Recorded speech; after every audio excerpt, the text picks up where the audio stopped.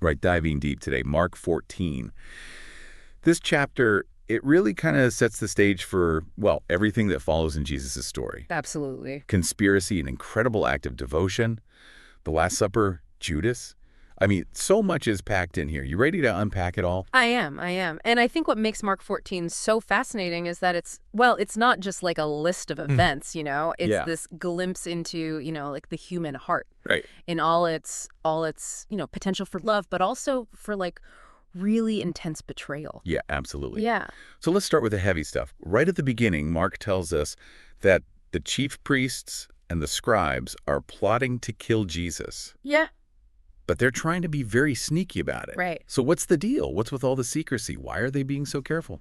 Well, you really have to think about the context. Passover, Jerusalem is like overflowing with pilgrims. Yeah. And tension is already kind of high. The last thing these authorities want is, some public spectacle, an execution. Well, That could cause a riot. They want to silence Jesus, but they Yes. want to do it quietly, discreetly. yeah, sneaky. And then in the middle of all this, we have this woman who comes and anoints Jesus with this really, really expensive perfume. Yeah. It's such a weird shift in the story. Why do you think Mark puts those two things like right next to each other? It's such a good contrast, isn't it? It is. On the one hand, you have these, powerful leaders. They're plotting in the shadows, fear, politics, all that. Yeah. And on the other hand, you have this woman, and she's acting out of just pure love and devotion. Right. She doesn't care what it costs. Right. She just wants to honor Jesus in a way that, shows how deeply she feels. And it's interesting because some people criticize her, right? Right. Like, Yeah. oh, that's so wasteful that money could have been used to help the poor. But Jesus defends her. He does. It's almost like a commentary on what really matters. Absolutely. It's all about the heart, right? The intention, the woman's act, her love, it's going to be remembered. Jesus said that wherever the gospel is preached. Right. It's almost like he's highlighting this enduring power of selfless love, something that goes beyond, just material stuff. It really makes you think about, like, your own heart. Yeah. What motivates me? What motivates you? Absolutely. Like, are we driven by fear? Are we driven by, self-preservation, like those guys plotting against Jesus? Yeah. Or are we moved by love and this desire to, serve something bigger? Those are good questions. Yeah. Big questions. Yeah. Okay, so we've got the conspiracy. We've got this act of radical devotion. And then in comes Judas. Right. What a plot twist. It really is. Things get complicated here. One of the 12, Judas, he goes to the chief priests and he agrees to betray Jesus. And not for some, noble cause or anything. Yeah. For money. The money. It's a betrayal that really cuts deep, It does. And it forces us to ask, what could possibly lead someone to do something like that? I mean, obviously greed is part of it. Right. But do you think there's more to it? Was he disillusioned with Jesus? Was he hoping for something else? It's hard to say. And, people have debated Judas's motives for centuries. Right. Was it just greed? Or was there something deeper? Was there, a feeling of disillusionment? Even a sense of betrayal, like he felt betrayed by Jesus. Yeah. I mean, maybe he thought, Jesus was going to be this political revolutionary, not someone who talked about humility and sacrifice. Right. It's a question that I think resonates with us today, too. Have you ever felt let down by someone you really looked up to? Oh, yeah. Even felt betrayed by them, Totally. Yeah. That's tough. It makes you realize how fragile trust can be. It does. And how sometimes, the people closest to us can hurt us the most. Yeah, for sure. Okay, so we've got this conspiracy going on. We've got this radical act of devotion. We've got a betrayal.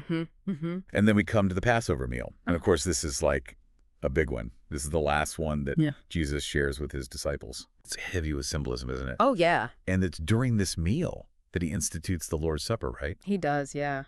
It's a moment that's been so important throughout history, shaped Christian tradition and practice. Right. Imagine being in that upper room, Yeah. Jesus takes the bread, blesses it, breaks it, and he says, "Take, eat, this is my body." And then he takes the cup, he gives thanks and says, "This is my blood of the New Testament, which is shed for many."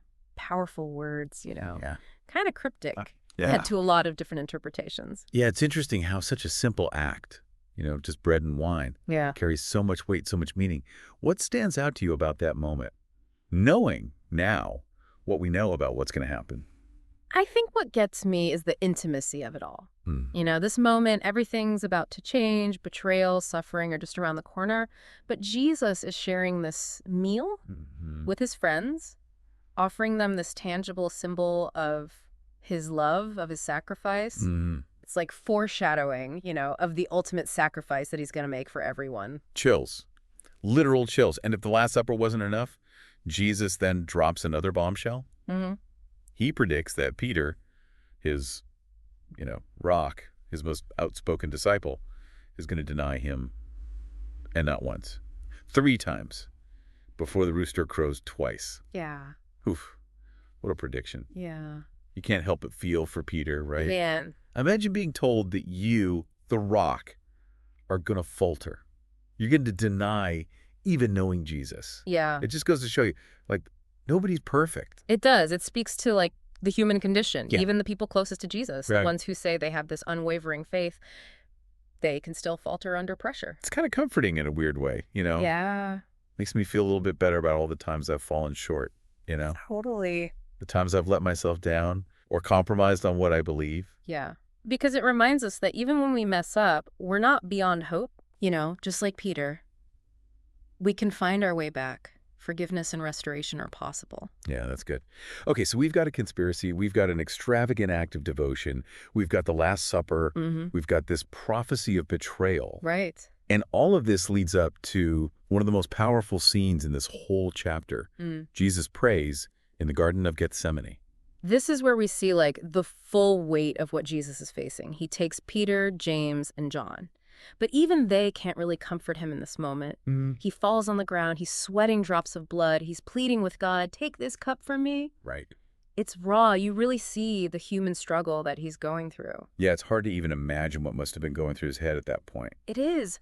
But what's so amazing is that even in all this anguish, Jesus ultimately surrenders to God's will. He says, not my will, but yours be done. It's such a powerful statement of faith and obedience, even when he's facing this unimaginable pain. Yeah, it's interesting how Mark shows, Jesus struggling like that, and then the disciples are just asleep. Right. Totally a bias. It's a pretty stark contrast. It's like that human tendency to just want to avoid discomfort, to turn away from suffering. Yeah. Even when it's right in front of us. But it also shows how alone Jesus is in this moment. He's facing his destiny, and he's doing it alone, bearing the weight of the world. It makes his sacrifice even more incredible, I think. Yeah, definitely. It's amazing that we're just getting started with Mark 14, right? Yeah. So much has happened already. No, this chapter, it's a lot. And we haven't even gotten to the betrayal and the arrest yet. I know, right? Yeah. Okay, well, let's take a moment to let all this sink in. Yeah. This is heavy stuff. For our listeners, how do you react when things get tough? Yeah. Do you lean into your faith, or do you shy away? We'll be back in a moment to continue our deep dive into Mark 14. Welcome back. So as we kind of dig deeper into Mark 14, I think it's important to remember that this isn't just some, dry historical account. Right. I mean, this chapter, it's full of theological depth. Yeah. Emotional depth. It really challenges us to face some of those big questions. Oh, absolutely. Yeah. Yeah, it's easy to get caught up in the drama of it all. Mm-hmm. But there's so much more going on, under the surface. Yeah. What are some of those deeper things that you see? Well, let's think about Peter's denial again. Okay. It's so easy to judge him, from a distance, be like, how could he do that? How could he deny Jesus? Mm-hmm. But imagine yourself in that situation. Yeah. Fear, confusion, real danger. It can really cloud your judgment, make you act in ways you never thought you would. Oh, absolutely. Yeah. I mean, haven't we all had those moments where we've compromised on what we believe? Yeah. Or acted out of fear? It's humbling, Yeah. to realize that even someone as close to Jesus as Peter could stumble like that. Totally. And I think that's one of the things that makes this story so relatable. Right. It reminds us that faith, it isn't about being perfect. Mm-hmm. It's about recognizing that we're human, Yeah. picking ourselves up when we fall down. And just trying to live a life that reflects what we really believe. It's a good reminder that we're all works in progress, right? Totally. And that even in our mess-ups, there's grace. Exactly.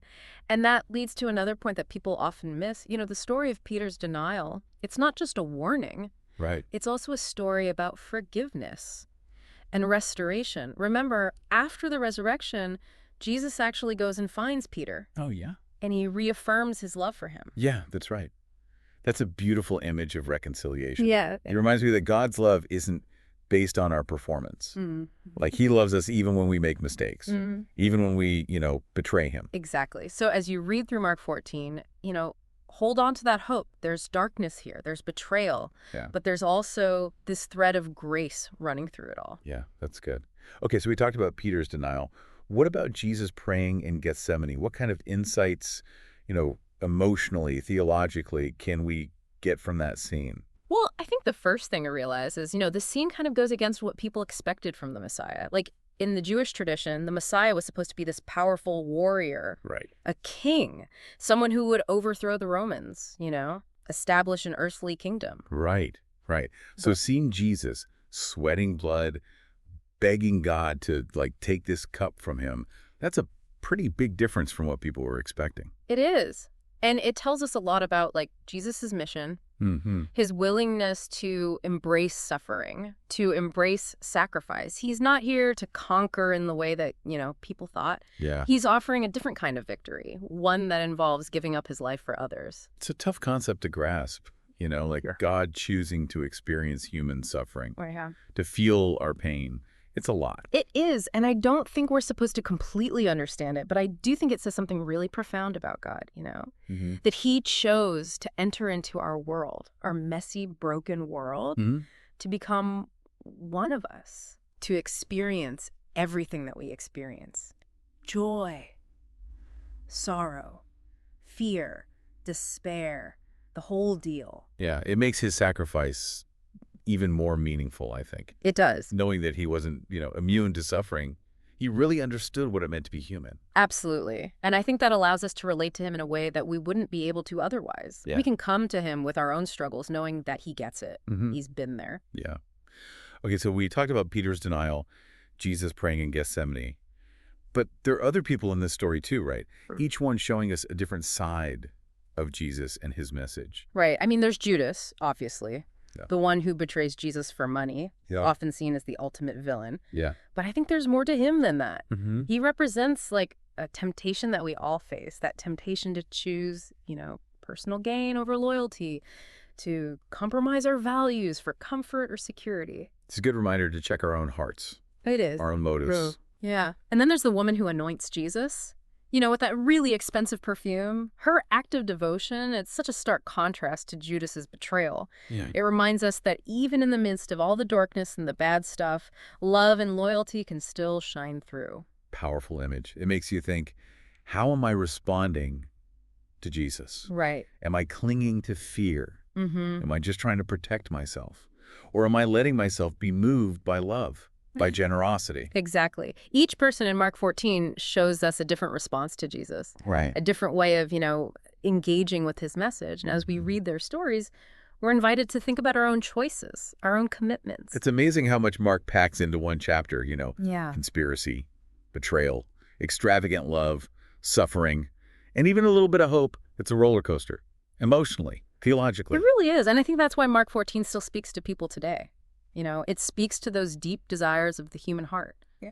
Connection, meaning, purpose, the struggle with doubt and fear. Yeah. And it reminds us that even in those dark moments, even when it feels like all is lost, grace is still there. Redemption is still possible. Absolutely. But before we, jump ahead, let's pause here for a sec. Okay. Take a break. Let everything we've talked about sink in. We'll be back in just a bit to finish up our deep dive into Mark 14. Back again for our deep dive into Mark 14. Man, I'm still kind of processing all the emotional and theological stuff we've been talking about. It's a lot. Yeah, no, it's definitely a chapter that, sticks with you. And Yeah. as we wrap up, I think it's good to remember that, Mark 14, it's not just like a standalone story. It's like this turning point, Yeah. The whole gospel narrative, it kind of hinges on this chapter. Everything that came before, it leads up to this. And everything that comes after flows from it. That's a great point. Yeah, it's like we're standing on the edge of a cliff, right? Knowing everything's about to change. Exactly. So looking ahead, what are some of the big takeaways from Mark 14 that, we should keep in mind? Well, I think one of the biggest themes here is sacrifice. Okay. Obviously, we see it in Jesus, giving up his life, but it's also there in the woman who anoints him. Yeah. giving up something precious to honor him. And even in Peter's denial, there's a kind of sacrifice there, a misguided one maybe. He's trying to protect himself, but he ends up sacrificing his integrity, his loyalty. Yeah. That's interesting how you point out that, sacrifice can take so many different forms. Yeah. Some are good, some, well, not so much. It makes you think about, like, what am I willing to sacrifice, for what I believe in, for Yeah. the people I love, Right. for what's right? Am I willing to give up comfort, security, my reputation even, for something bigger? Those are the tough questions, right, that Mark 14 forces us to think about. Yeah. I think that's part of what makes it so powerful. It's not just about what happened to Jesus. It's about what it means to, like, really follow him, to live out our faith in a world that's always telling us to compromise, Yeah. to just go along with the crowd. Okay, so sacrifice is one big takeaway. What else stands out? Well, we can't talk about Mark 14 without talking about faithfulness, right? Or maybe the struggle to be faithful. Right. We see Peter, like, totally failing, denying Jesus not once, but 3 times. But then we see him repent, and ultimately he's restored. Yeah, it reminds us that faith isn't about being perfect. It's about hanging in there. It's about getting back up when we fall and, continuing to follow Jesus, even when it's hard, even when we have doubts, even when we're scared. That's it. And I think that message is so important for us today. Yeah. In a world where it's so easy to get caught up in doubt, fear, uncertainty, we're constantly told to, like, just look out for number 1, prioritize ourselves. Right. But Mark 14, it reminds us that there's another way, a way of radical love, Yeah. selflessness, commitment to something bigger. Yeah, exactly. It's a call to discipleship, to a life that's marked by sacrifice, service, and, standing up for what we believe in, even when it costs us something. It's a challenging call, no doubt, but it's also a hopeful one, right? Oh, yeah. Because even in all the darkness and betrayal in Mark 14, we see glimpses of, grace, forgiveness, the promise of redemption. Right. We see it in Jesus, in his love for his disciples, even the ones who deny him, betray him. We see it in the woman who anoints him, that pure devotion, even though she knows suffering is coming. And we see it in the promise of the resurrection. That promise hangs over everything, even these dark moments. It's a good reminder that, even when things seem hopeless, there's still hope. God is still working, bringing redemption out of the brokenness. Absolutely. So as we move forward from Mark 14, keep those things in mind.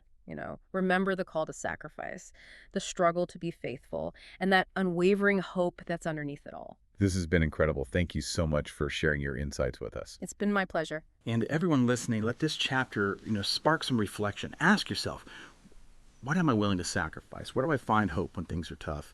How can I live a life of faith that shows, that radical love and grace that we see in Jesus? Thanks for joining us on this deep dive into Mark 14. We hope you'll be back for our next exploration.